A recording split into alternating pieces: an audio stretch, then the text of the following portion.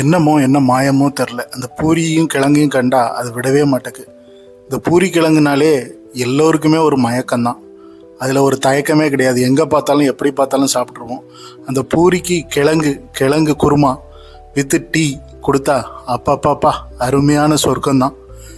இந்த உலகத்தில் இதோட ஒரு பெரிய உணவு இல்லவே இல்லை. இது ஆயிலி ஃபுட்டு அப்படி இப்படி எப்படி சொன்னாலும் சரி, நான் அதை அவல் உப்புமா கூடவும் வச்சு சாப்பிடுவேன். சில நேரம் குருமா கூட வச்சும் சாப்பிடுவேன். இந்த அவல் உப்புமா ஒரு மகாராஷ்டிரியன் டிஷ்ஷு, ரொம்ப அருமையாக இருக்கும். வேர்க்கடலை பட்டாணி இதெல்லாம் போட்டு அது கூட வச்சு சாப்பிட்டாலும் அருமையாக தான் இருக்கும். இந்த அவல் உப்புமா பற்றி நான் தனியாக ஒரு நாள் நான் சொல்கிறேன், அது தனி வீடியோ. இந்த உருளைக்கிழங்கு குருமா கூட வச்சு இந்த பூரியை வச்சு சாப்பிட்டோம்னா, அந்த பூரியும் அவல் உப்புமாவும் சாப்பிட்டோம்னா சொர்க்கம் போங்க.